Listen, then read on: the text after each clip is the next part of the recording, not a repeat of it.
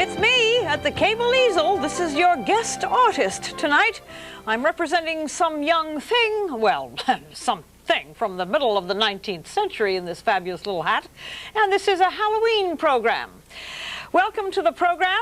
It's live. Telephone calls will be accepted and hopefully answered in an intelligent way. We do this every year, get dressed up and look rather foolish, but nevertheless try to have some fun. I'm going to be painting, appropriately enough, on this program, a graveyard. But it's a special graveyard, and it's also a special gravestone. I'm a painter of landscapes, and I have chosen the tombstone of a rather well-known American landscape painter of the 19th century by the name of Sidney Mount. He is buried in the Presbyterian Church churchyard, and we went out with a crew and took a tape of it today so that you might see it. If you want to visit it in person, it's there for you to see, just to the east side of the Presbyterian Church in Setauket, Long Island, on the village green. It is a handsome stone. It's surrounded with a demure little chain fence. It has a couple of American flags in there, put in more than likely by some organization that does this kind of thing. I don't know who put it in the last time. But Sidney Mount is going to be talked about as the program progresses. Born in November the 26th of 1802 and died in 1868. After a wonderful career of painting probably the most delicious landscapes in America at that time. He is on exhibit full-time in the museums at Stony Brook. He also is represented in the Metropolitan Museum in New York, the National Gallery in Washington, the Cleveland Museum, and so on and so on. Many people own Sidney Mounts. So, why don't I proceed? We thought that it would be a rather amusing, as well as a commemorative thing to do, to paint a graveyard tonight, of all nights. And because it's an instructional program, I'm going to put on my glasses and start in to talk about how you compose something from life, which is what we're trying to do here. What I'm trying to do here, to compose it from a monitor, which is the best that we can do to paint outside from life. Now, this is a rather complex little scene and maybe a little bit confusing because there's virtually almost no sky showing. It is all greens in the background with the tombstones in the foreground and the sun shining on the grasses and on some of the tombstones in the background. So, if you care to see how I'm going to lay, I'm not going to lay out anything like horizons because they're not visible, but I'm going to make a point of Mr. Mount's tombstone. This is not intended to be at all morbid in any way. It is really a celebration that he's being recognized once again at this time as one of the great painters in our history. I have been an admirer of this painter for a long, long time, as was Dorothy and Ward Melville, who built a special museum to house his works. That is available at any time during the week, I believe, except Mondays, for you to go to the Mount Museum and see these wonderful paintings. He was innovative in many ways. I'm just going to give you a vague sketch of how this looks, not too vague, I hope, and to tell you about how you lay this out. The point is that when you're doing a subject matter, the subject matter has to be obvious. And so I have possibly enlarged this a little bit. There's a kind of an oversized cross at the top of this monument here. And then we have the designation of the nameplate and designation. And then and of course this monument is built on a rectangle. It happens to have different levels, and it has a pedestal that sticks out like so. So remembering all the rules of drawing boxes, this is how you would draw this particular piece. And it's always very kind to draw things properly, especially when perspective is involved, because if you don't draw them right, there's something really very disturbing about it. And here is the ground upon which it stands. It's all marble, naturally, and it's in nice state of preservation. It has not been knocked over like an awful lot of the gravestones have been in the local graveyards. A great pity, I must say. However, Mr. Mount's stone is still intact. Probably from the day that it was put in there. Now, if anybody has any questions, please call. It's 348-6800, and I'm here to answer the phone. We can have some nice conversations, maybe ghoulish ones, maybe ones not about death, but about life, and about painting from life, as it were. And while I'm doing this and chattering with you and trying to make my program interesting, I'll be happy to talk to you. So as I proceed and lay these out, I think we should be able to get some information at you about this particular church. It's had an expansion program this year, and I'm going to donate the painting of this evening to the church so that they can either auction it or put a price tag on it and then sell it either at their fair in May, and it will help to defray some of the costs of putting up a rather expensive, I think it's going to be $800,000, somewhere around there, to build an educational building, which is something that I'm always interested in, is putting up something for educational purposes. I find that the history of this church is all tied up with the American Revolution. The church was founded in 1660, if you can believe that. And you must, because that's the date. 1660 was a powerfully long time ago. A lot of people have come and gone since then. The Battle of Setauket was fought right on these grounds, and skirmishes took place all during the Revolution.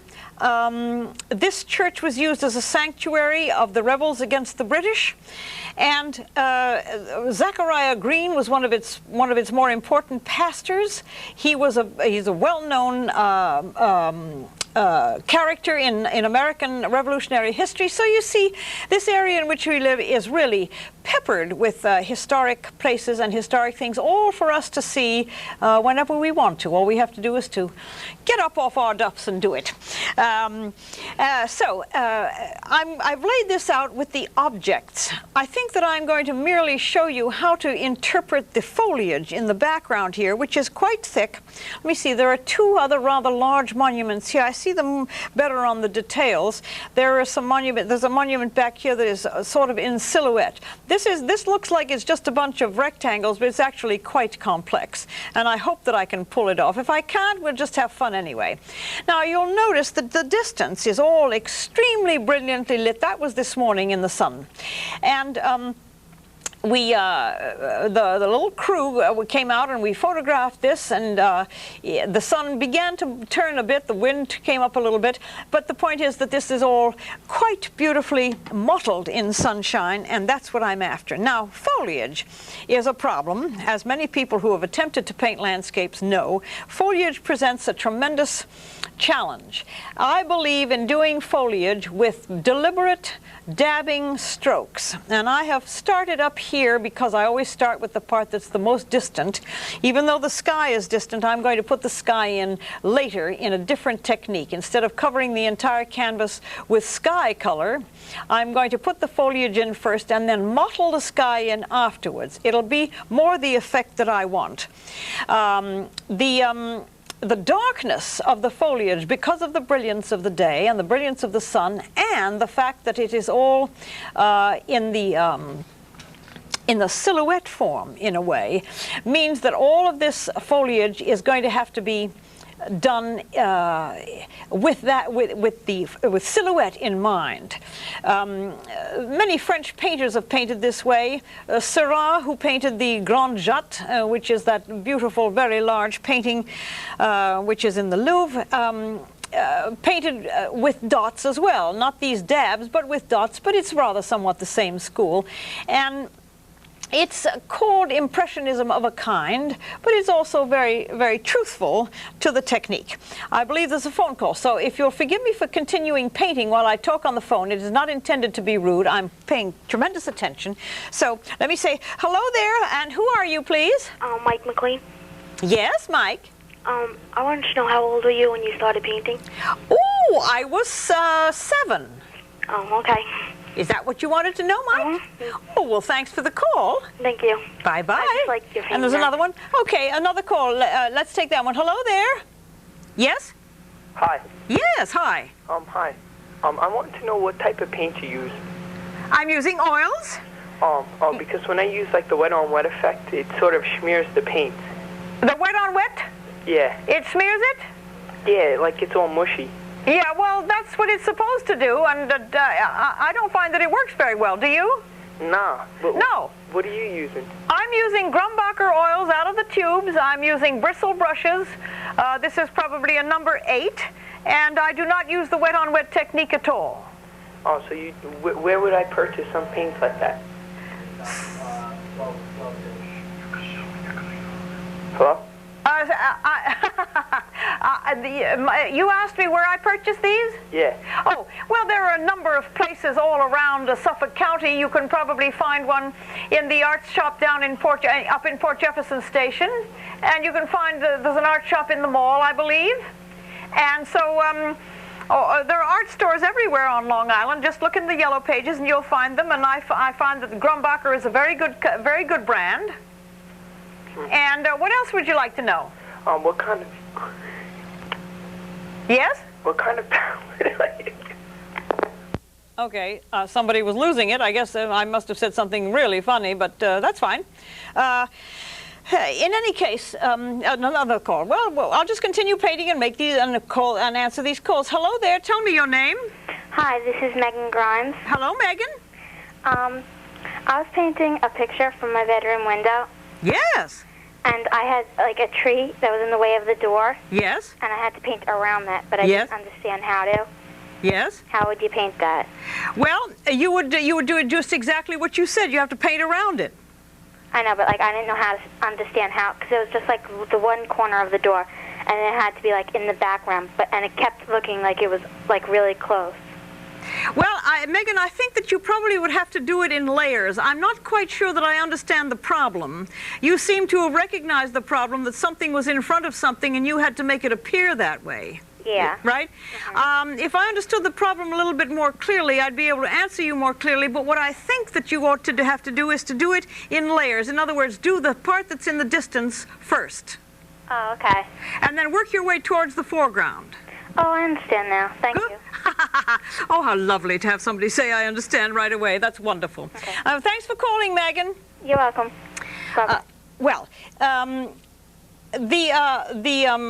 The business of painting purposefully is what I call this. As you can see, I am dabbing this paint on, in a technique which may appear to be, well, make not as much sense as I would like it to. I have laid this out improperly. I have to come down. My monument is not tall enough, so I'm going to correct it as I go along, and hopefully you'll be able to understand what I'm doing. The layout of these tombstones is wrong.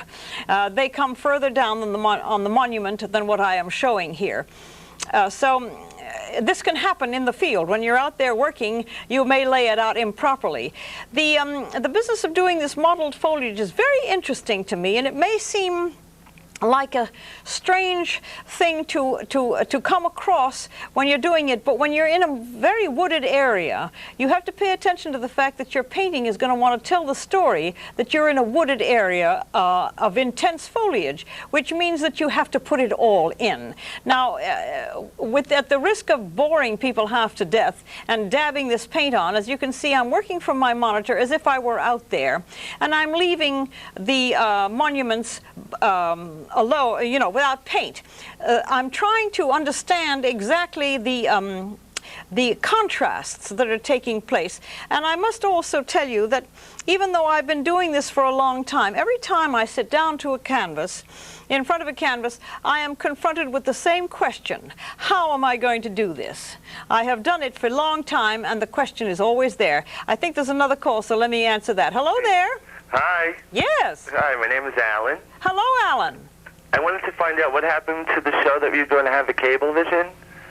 You mean with the paintings? Yes. Well, we didn't have enough time to organize it properly, and rather than to try and do it in a disorganized way, we decided to postpone it, Alan. Is there going to be another show? It's going to be, but I'm not going to make the mistake of announcing it prematurely as I probably did before. I'm going to make sure that it's all well organized so that the public can be better served. And so when it takes place, you'll be the first to know, Alan. Okay. Especially if you watch all the time. I watch all the time. Wonderful. Have you got any other questions besides that? No, just that one. Good. I just add something. If anybody that is interested in buying any of these paintings, just write to me in care of the station, give your name and address. They will forward the letter to me, and I will send you a list of the paintings which are available. Oh, are any of your irises for sale? Yes, and so do write, request my address, and I will respond. Okay, great. Fine. Thank you. Thanks, Alan. Bye-bye. Bye. Ah, somebody likes my iris. Isn't that encouraging? Another call. Okay, hello there. Hello? Yes. Hi, this is Bruce. Bruce. Yes, how you doing? I'm fine. That's good. I have a question. It's really unrelated to sort of the painting that you're doing right now.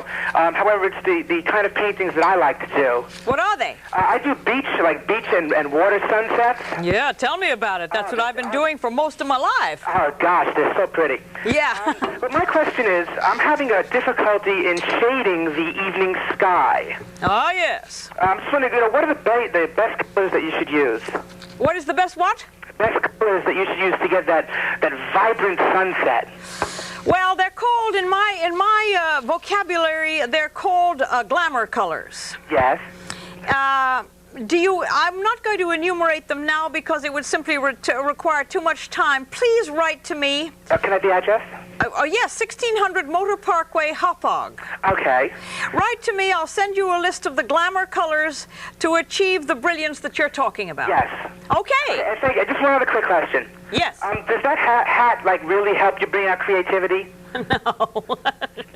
This is in celebration of Halloween. Oh. Did you not? I mean, I hope you didn't think that I appear this way seriously. Excuse me?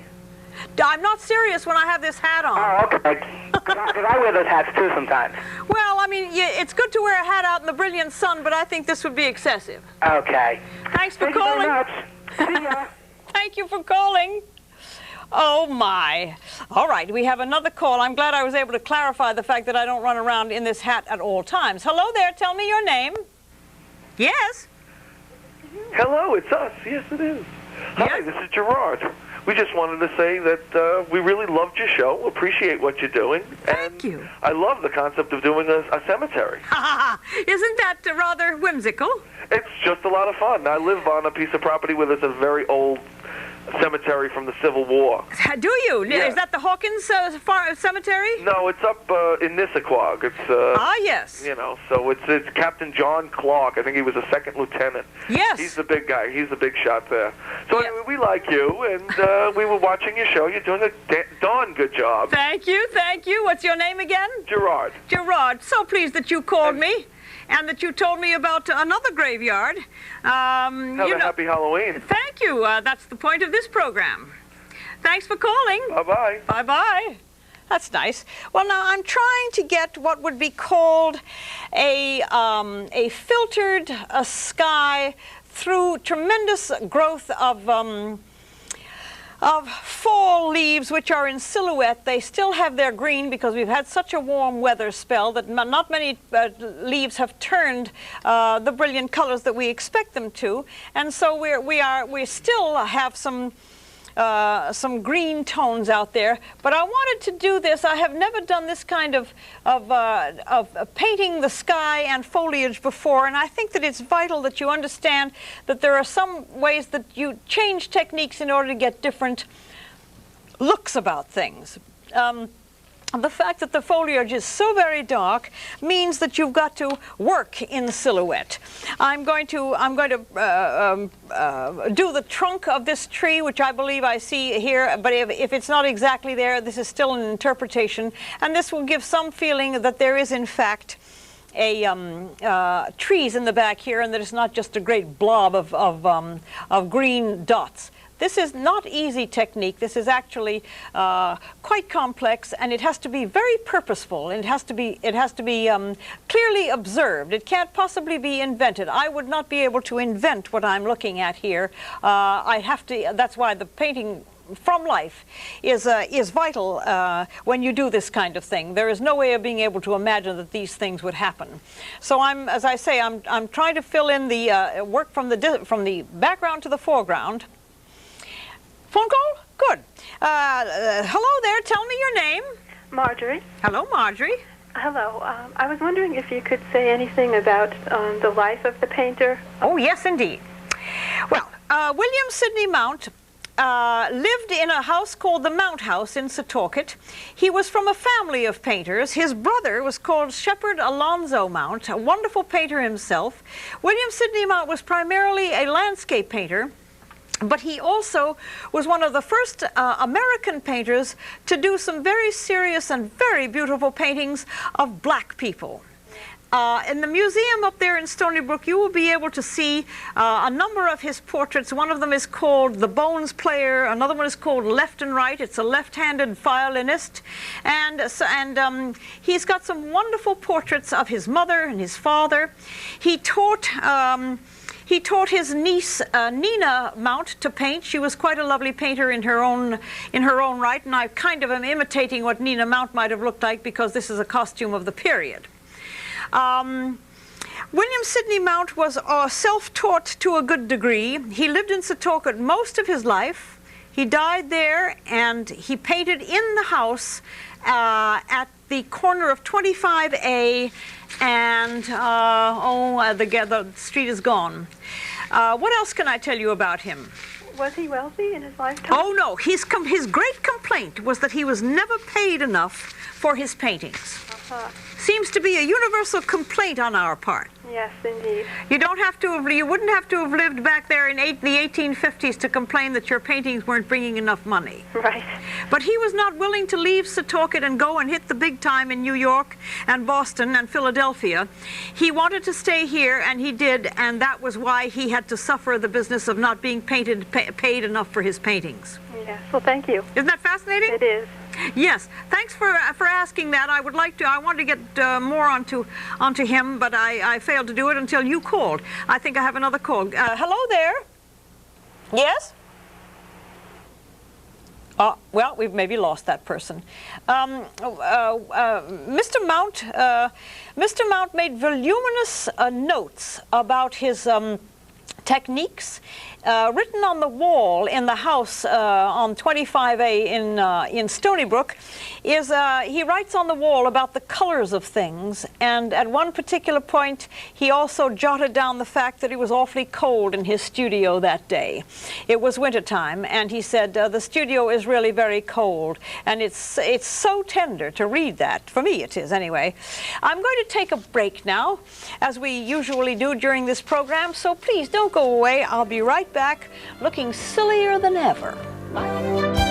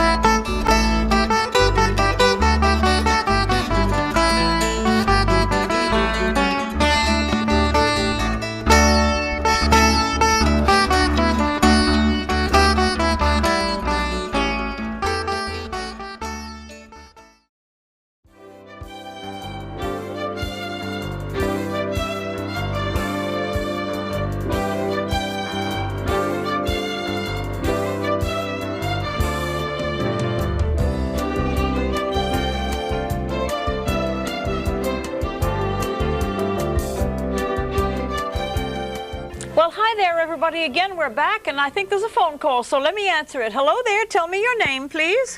Hi, my name's Ronnie Ryan. Hello, Ronnie. Hello. Hello.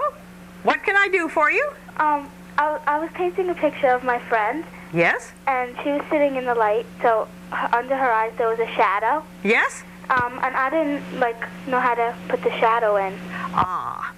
Well, I would love to be able to give you an answer that would satisfy you, but I don't know what your problem was. I don't know why you didn't see the shadow under her eye. However, what's your name again, honey? Ronnie.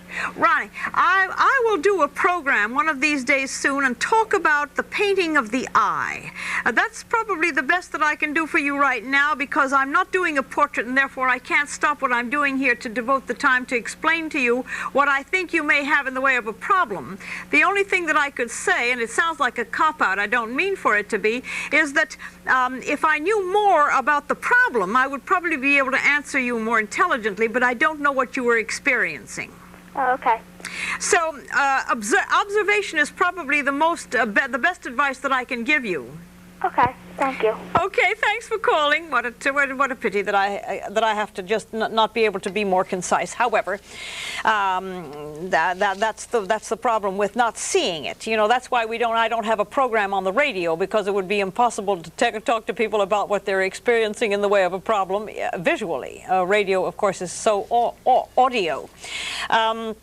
I'm going to graduate onto this, to some of the details of this monument here, because I need to be able to work my way into the foreground, and I just thought that to retain your interest, I would try to simply, jump from one thing to the other, because this is, after all, a program. Now, see, the light is different on the detail picture, which means that the cross is in shadow, and the highlights are in sunlight. So these are the problems that come when you are dealing with out of doors things. However, this is being done purely as a demonstrational exercise of the possibilities of what you would do with a subject matter such as this, in which there is very little glamour. The glamour in this picture is really minimal, and somebody may want a painting of something similar to this, and it would be very difficult to make it glamorous. So you have to concentrate on the interest of it. I'm going to donate this painting to this particular church, because they're going to have a fundraiser, and when I finish with it, I'm going to let them have it, and then they can put it on the either on the auction block, or they can in fact just put a price tag on it, and somebody who may want a portrait of the church will be able to acquire it. It seems to me like it was a good use of the picture, and I think I seem to have had some problems mixing this gray, so I've added some black. Oh, there it is. That's much better. I must make a point of this monument, because that's what this is called. As you can see, I've got a lot of different colors going here, and I'm also painting over the layout of the nameplate, because I'm going to simply put those details in later. I'm using a number 6 Winsor Newton bristle brush, which is it's a fine-haired bristle. It's not stiff. It does not feel like a house painting brush, and it can give you all the details that you may want to have. The details are important here, because you are dealing with a specified item. You're dealing with something specific. Okay, there's another call. Let me take it. Hello there. Who are you, please? My name is Jill. Hi, Jill. Yes, I'd like to ask you, when you usually paint the sky, usually paint the figures first. So I've never been taught on TV before. That's okay, Andrew. Go ahead. Yeah, well, I'm interested. You usually paint the figures that are going to be in the sky first, and then you paint the color of the sky around it. Well, I've seen other artists, they paint the sky first, and then they paint the articles around it. That's what I always do. Where did you see the other style? Well, I usually watch Bob Ross, he usually does the sky first, right, and then he paints the articles around it. You seem to do it the other way. I want to know why you choose that way. Well, to do exactly what you would try to avoid doing, and that is painting around some tiny objects and maybe losing the detail of the objects in the process of painting around them. Does that make any sense to you? Yeah. Hi. Oh, good. Well, you sure are an observant young fella. How old are you? 12. Boy, you sure are that you can't get away with anything with you watching. Is that your Andrew? Is that your name? No, Joe. Oh, I'm sorry, Joe. I thought it said Andrew. Sometimes the radio is not, the transmission is not very good. I'm sure glad you called. Mm-hmm. Well, I'm putting in this very pale green that is back here. I'm glad you called, and thanks and goodbye. All right, bye. Oh, yes, hello there. Here's another call. Hello? Yes, hi. I have a daughter who loves to watch your show and watch you paint, and I'd like to get her started in painting. And what do you recommend to start her? What type of paintings, and besides watching shows like yours, to get her started? Well, give me your name. Tom. Oh, Tom. How old is this girl? She's 12. Oh, you said that. It would seem to me that the best thing for her to do, you know, I'm preparing an answer sheet for this kind of question so that I don't miss giving you any details. And I would like very much to have you write to the station here and with the specifics that you're after about where she should start, and I will send you a prepared statement. Okay, thank you very much. That's probably a far better idea. You'll get more information out of me that way, and I won't miss any of the points. Okay. Okay. Thank you. Thanks, Joe. Yeah, have another call. Hello there. Hi, this is Laura. Yes. I wanted to know if you ever do any paintings out of your head. Very seldom. Very seldom. When I do surrealist paintings, I do them out of my head, yes. Why do you ask? Because I do some paintings myself, and I just, sketch something on the canvas, and then I use acrylics. That's good. That's perfectly acceptable. That's fine. Acrylics are better for you because they're water soluble, and they're not going to give you too many toxic problems. I did still life. I did a flower pot with flowers in it. Yes. It came out pretty good. Wonderful. So it was you could call it a success. Well, listen, call it a success. My goodness, successes are hard enough to come by. You have to call them successes when they are. Yeah. I'm certainly glad that you called, and I'm glad that you're painting. How old are you? I'm 9. Oh, wow. Well, I think I had a successful painting when I was 9, too, so welcome to the club. Thanks for calling, honey. Okay. Bye-bye. I watch your show all the time. Oh, good. Well, we'll get to know you someday. Okay. Bye-bye. Bye. As you may have guessed, while I'm doing this, I'm painting the streaks of sunlight in this churchyard. With some hope running continuously in my heart about finishing some of these works, I'm going to make the statement that I hope to be able to finish, or at least have this look like it's begun to be finished. But I just want to kind of tell you how to go about it. As you can see, I'm putting the color in rather arbitrarily, observing that the sun is brilliant. The quality of sunshine is rather extraordinary today. It was brilliant, and the contrasts were extremely sharp.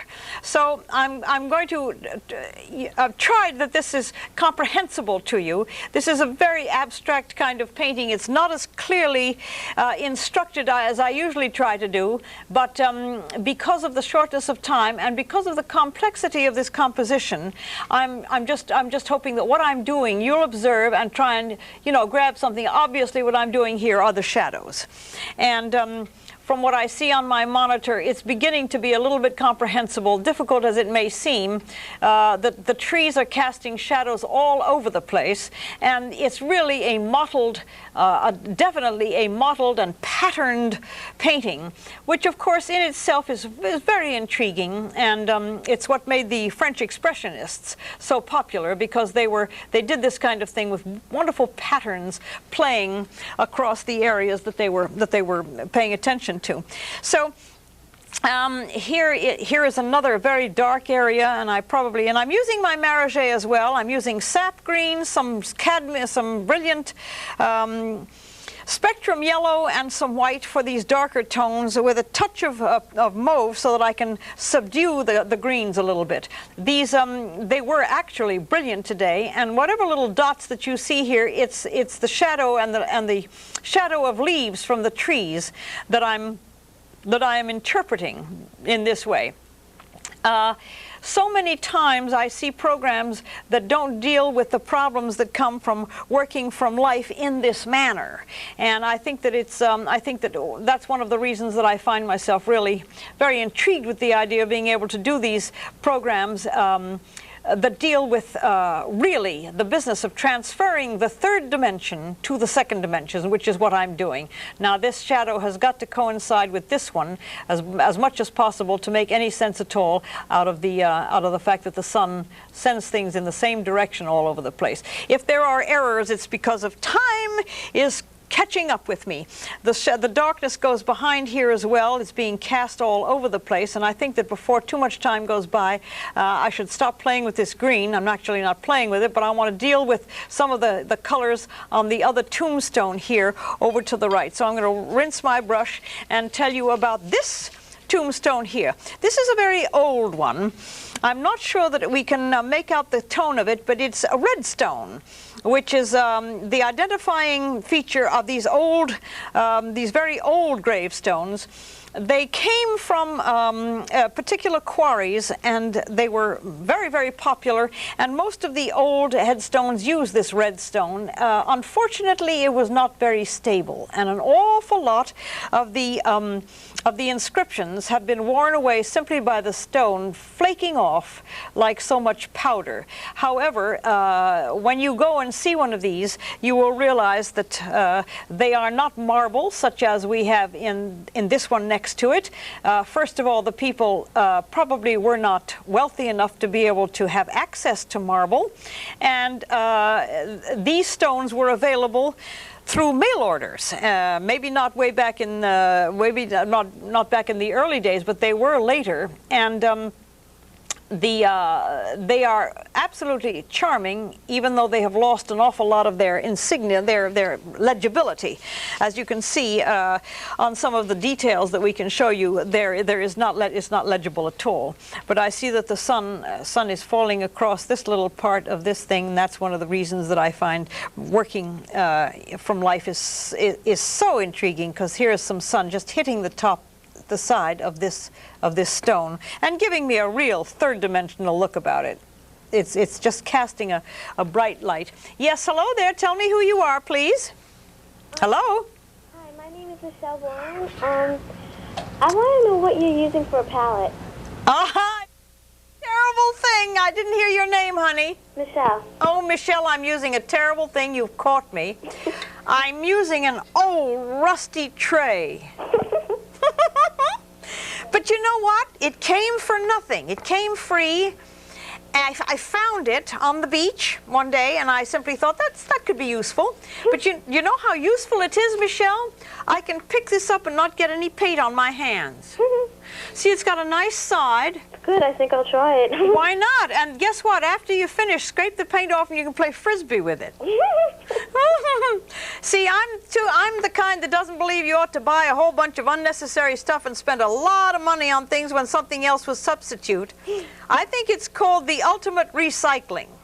Yeah. Don't you agree? Yeah. Good. Do you paint, Michelle? Yeah, sometimes. Is that why you're interested in what kind of a goofy palette I'm using? Yeah. Yeah. How old are you? 10. 10. Well, I'm glad you're watching the show. I mean, you could be watching some shoot-em-ups with blood all over the screen. I'd much rather know that you're watching this one. Yeah. Well, I'm so glad you called. Have you got anything else we could talk about? Yeah, you know, like the last time, that other one that you were doing? Which other one? The St. James Church? Yes. Did you ever do the second part? Oh, yes. You did? When? Let me see. Was that the church in St. James? Yeah. I have it right here. I have it right here. I'll see if I can pick it up and show it to you. I did finish it. I think somebody might be able to hand it to me so that you can see it. Yes, indeed. I do believe that I could show it to you in a little while. So keep watching. Okay. For the fascinating development of this program. There it is. You see, it's right down there. Is that the one you meant? Yeah. There it is. I saw the first part, but I never saw the second. Well, there you have it. And I've got the sun shining on the roof, and there's a young fella going off to play tennis. So I'm glad that you remembered that. All right. Thank you. I enjoyed watching the show. Thank you. Thanks for calling, honey. Bye-bye. Bye-bye. Well, we have another call. This is wonderful. Hello there. Tell me who you are, please. Hello? Hello? Gone? Well, we lost somebody. That happens. There's a talk program down in Washington with a lady called Diane Rehm, and people call her from their car telephones, and she loses them very often, but they usually manage to come back. Now, in here, as you can see, I'm trying to concentrate before the time passes us by too quickly, and if the time passes by too quickly, I will finish this at another time when I can take more time about it and talk to you more, you know, with greater sense about this thing. But let me show you how I would attend to some of these details. I would probably attend to them in a very interpretive way, because a lot of it is lost. I can't really see it because it's in shadow, and there's an awful lot about it that's missing. And then there is this sort of a wreath, probably a wreath of laurel leaves, just indicated. In a finished painting, all of these would be a little bit more detailed and a little bit more attention paid to what is happening here. But right now, I want to just demonstrate how you would do a quick outdoor sketch. Here is the nameplate area, and because this is the grave of a particular person, I will pay attention to making sure that the name is legible when the time comes. Of course, I promise to bring this back framed and ready for your approval or disapproval, one or the other, very shortly. But I always take these back to my studio and refine them. So because it would be really extremely foolish on my part and on everybody else's part to think that I could do a fine and finished painting in the space of 1 hour. That simply is not possible. So what I'm doing here is merely demonstrating the technique which one would use in order to be able to do this kind of a project. I hope that I'm not leaving out too many details, but as I go along, I hopefully try to get something clear as I go along.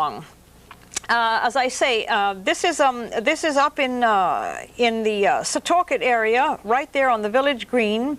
It's across the street from the what they call the common, or the little battlefield, where there was a little skirmish in Setauket between the rebel forces and the British. It was called the Battle of Setauket. I don't think it lasted very long. Maybe it lasted for an afternoon, but it was nevertheless a skirmish. And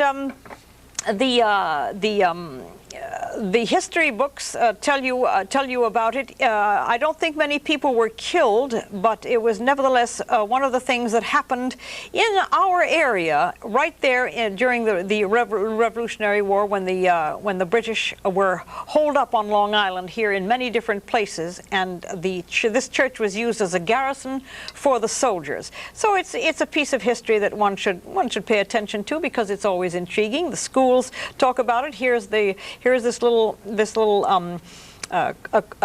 fenced-off place, which may or may not have helped to not have this monument toppled over as many times they are.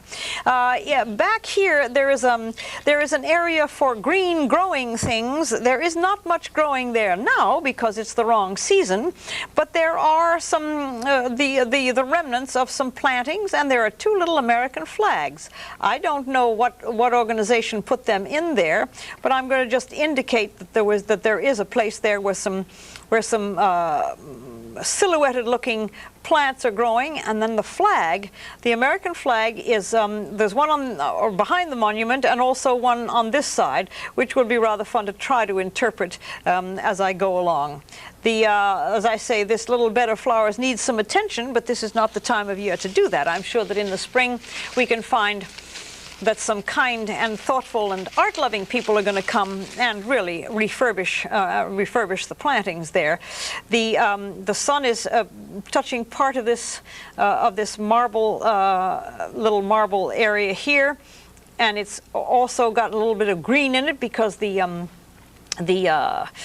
moss has set in, as one does. Okay, we have a call. Let me take this call now, and then we'll go on more about the moss on the tombstones. Hello there. Tell me who you are. Yes, how you doing? This is Steve from West Easel. How's it going? Oh, fine, Steve. Oh, no, the reason we're watching, we're switching the TV around, and we had been up to that cemetery just recently, a couple of weeks ago. Had you? What were you doing there? Well, very nice up there. My young daughter of 14 is into that kind of stuff. Really? She likes to read old tombstones and things like that. You find out where the streets are named from when you see the... Yes, indeed you do. Did you do any rubbings? Well, no, not really.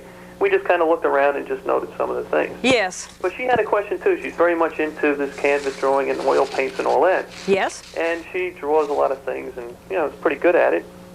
But she has a problem. What is it? She draws these paintings, and it takes them like 2 or 3 weeks to dry. Yes. And she's got little sisters, and she's got a cat, and the cat jumps on it and knocks it over, and the sisters rub it, and they ruin all her paintings. Is there anything that she can do to speed up the drying process? Yes. What would that be? Well, Steve, you're the daddy. Yeah. You have the money. I do, huh? You can go to the art store and buy a tube, 2 tubes. One of them is called MG Quick Drying White. All right. And that is to be used with all the pastel tones. In other words, you mix it with the paint? Yes. Uh-huh. All the pastel tones, pale blues, pale pinks, pale whatevers, pale yellows. You mix with the MG Quick Drying White. Okay. With the darker tones, you use something called Zec, Z-E-C. Zec, huh? Zec. Z-E-C, okay. That is for the dark colors. Right. If you want to write to me up here at the studio, I will send you a sheet of paper with a prepared instruction as to how to do this. Okay. What, it's basically just a mixing, though? You mix it with the colors right on the board? You mix it with the colors. They will dry within an hour. Oh, gee, that's great. Yes, it's wonderful. I could not do landscape painting without it. Oh, okay. Oh. And so, it's like any paint. If it's toxic, and you have to make sure that your children are, are well aware of it. But if she paints, she'll know that. Oh, okay. So I appreciate your calling. Where do we write to? Which station now? We're up you write here, Cablevision. Right. 1600 Motor Parkway. Okay. Hauppauge, New York. Right. It's cable TV 6, and you can't go wrong by writing. And I will send you. The station is very kind and sends out all answers to all requests. Hey, sounds great. Yes. Okay. I'm glad you flipped around and found us. Yeah, especially good. Someone writing cemeteries. That's great. Okay. So, fine. Bye-bye, Steve. Okay, thank you. Nice to talk to you. There you have it. Well, now I've got the monitor here showing me that the American flag has caught a little bit of sunshine. This is all very. This is absolutely silly for me to think that I can do this, but I hope that the whole thing gives you some idea that you can, in fact, try to capture. Now, the sun has caught one of these. The sun has caught a little bit of in this path of light, which is here. These little sort of half attended to plants are catching some light in them, and I must say that the mystery of painting is manifested in this kind of a problem. Here the marble has become kind of gray because it's paler gray because it's in the sunshine, and this is dark because it's in the dark. So, as I say, when you're doing this, you have to understand that this kind of thing is done with tremendous amount of speed and an awful lot of changing of the light. We set the camera up, and we were there for an hour, and in 1 hour the sun has the rather unfortunate habit of moving all the time, and so it did. It moved and it changed, but it made for another object lesson for me to give to you, that this is the way landscape painters have to deal with this kind of problem. So if the sun is hitting this part of the grass and catching a little bit of light here in these plants and so on, it's going to catch this lawn here, and it's going to make for the mottled look that I've been talking about ever since I started this. I'm going to put some gray in this marble here, no, I'm going to put some pale here. I seem to be losing it. I'm going to make this paler here. You see, it is very difficult to talk and concentrate at the same time. I managed to try to do it, but sometimes I lose my train of conversation while I'm trying to work on my train of thought with the painting. However, I have another call. Good. Let's take the call and tell me who you are, please. Hello? Hello. Yes. I was just wondering how you would suggest I get started. I'm not a very good drawer, but I'm interested in the painting. Ah. What's your name? Dawn. Well, now, Dawn, I don't mean to make it sound as though I don't think you ought to start painting, because I think that everybody ought to start sometime. But I think that if you watch my show often enough, you will remember that I've said that without knowing how to draw some, it is not wise to start putting paint to canvas. So if you could kind of regiment yourself and start to draw just a little bit. Mm-hmm. Draw something. You know, try to get some feeling about drawing in general.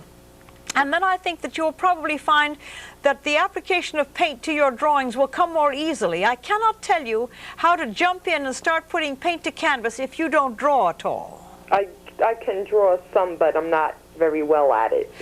Well, you know, there are an awful lot of things that maybe people aren't very good at, but they get better as they go along. Yeah. If you want to start painting, write to this station and I'll send you my instruction sheet of what to get and how to start and what to buy in order to start. That probably is the best that I can do for you right now. Okay. And so just do that. It's a 1600 Motor Parkway, Hauppauge. Okay, I saw that on earlier. Good, and you'll be sent a sheet of the instructions, and that's the best that I can do for you right now. If you had any more specific questions about what to be doing, I could probably be more specific, but your question is a little bit vague. Okay, well, as I keep watching, I'll keep calling and ask you more questions. That's the point of the show, so that you watch and then the questions will come, and then we can maybe make the lessons more complete as time goes by. Okay. Good. Thank you. Yes, thanks. One more call? Well, anyway, there's another call. Hello there. Tell me who you are, please. Hi, I'm Sean. My name's Sean. Yes. I'd like to know, I read somewhere that you used to work for Disney. I'd like to know how you got the job. I went and asked for it. Oh. But the reason that I got it was because they were on strike, and I was what they called a scab. You know what that is? I heard the term. I'm not sure what it is. Well, ask your history teacher tomorrow what a scab is. A scab is somebody that crosses the picket line. Oh. But I wanted to get in there and see how they did those things, and so that's what I did. Oh, but I was good enough. I mean, they didn't mind employing me because I did what I was supposed to do. And it was a remarkable experience, and I learned a great deal, and I fortunately never stayed there because you go nuts working for anything where you have to make thousands and thousands of drawings, all repeated one right after the other. Do you understand what I'm saying? Yeah, so were you an animator? No, I was a special effects person. I worked with an airbrush and watercolor. Oh, No, I was not an animator. I was very, very young, and I didn't have enough experience. So, did you do backgrounds, like matte painting? Yes, I did backgrounds, and I did smoke and special effects like that. Oh. Oh, does that interest you? Yeah, and someday I'd like to be an animator, and I just thought I'd ask you for some information. Oh, well, how old are you? Well, actually, I'm 20. You're what? 20. Good. You must sit down immediately after you hang up the telephone speaking to me and write to a place called Cal Arts. What's his name? Cal Arts. It's the name of a college in California that was begun by Walt Disney and by the Disney Corporation, and it is a school for animators. Oh, that's great. Yes, please write to Cal Arts. Tell them what you want to do, to ask for an application, and you'll get the application, and they'll probably ask you to send a portfolio. Oh, thank you very much. Have you got that? It's capital CAL-ARTS in Venice, California. Okay, I got it. Thank you. You got it? Yeah. Your name again? Sean.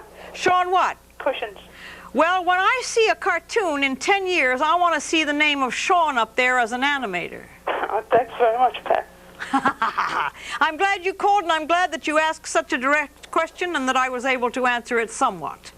Oh, thank you. Bye-bye, Sean. Yes, that is a university that was put up by Disney in order to be able to train animators. There is everything you can imagine there, including a little farm of animals where the students go out and learn to draw the animals from life. I got another call. Okay. Hello there. Tell me who you are, please. Hi, my name is Bob from Yes, Bob. I've taken some adult education courses in art. Yeah, where? In Smithtown. Okay. And I also did some wet-on-wet painting. Yes. Okay? Yes. I'd like to get into some serious painting. I didn't find the adult education very informative. Right. Is there any of the universities or colleges teaching courses in oil painting that I can get involved in? Well, I tell you, give me your name again. Bob. Bob. I tell you, there is a teacher in Stony Brook University over here in Stony Brook. The New York State University is Stony Brook. His name is Robert White. He is primarily a sculptor and a draftsman, but he also a fine painter. I do believe that there's a very acceptable course over there with Robert White. It depends also what kind of painting you want to do. Do you want to do realist painting or do you want to do abstract? Realist painting. Well, then call the university and ask whether or not you can be sent a list of teachers that are doing that, to make sure that you specify that you want to do realist painting. Okay, didn't even think of that. I'm glad you mentioned that. Yeah, because you could be put into a class that is teaching, you know, the avant-garde abstract expressionism, and that would be certainly not, if you want to be a realist painter, that would not serve your purpose at all. The adult education may be run by somebody else, but you must just ask for their prospectus. Okay, great. Thanks for calling, Bob, and I wish you the best of luck. Call me again and tell me how you made out. Thank you very much. Good. Bye-bye now. Bye-bye. I do believe that, I think there is, yes, of course, I speak out of turn periodically. I think that I'm going to, okay. I keep thinking that I can, you know, pull all of this information out of my hat, and sometimes I may be in error because I'm not that wealth of information, actually.